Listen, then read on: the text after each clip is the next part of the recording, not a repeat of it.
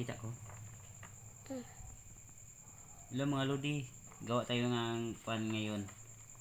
Maghimo tag kanang kuan kanang family tree kay kuan siya kanang requirement sa purpose mo nya maghimo po tag sketch niya sa atong balay ug asa talapit. So karon ang nahuman nato mo ni family tree ni siya, nay papa, nay mama, nay daughter na to nga babae, nay anak na to. Duwa ra mo anak na ko, so duwa lang ang gihimo. So ato ani siyang kuan para maklaro ang kuan sinulat. So mo ni itong mahimo karon. Mo ni kuan mi sa DSWD sa ining tawag nila nga tawid purpose ba.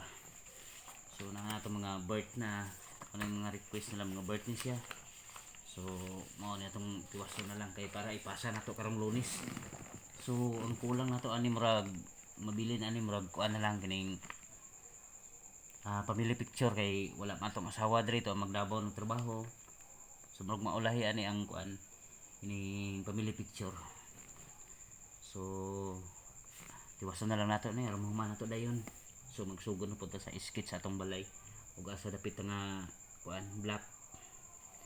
Atong tiwason ni siya. Oh, kumusta naman mo diha? Nga lodi. So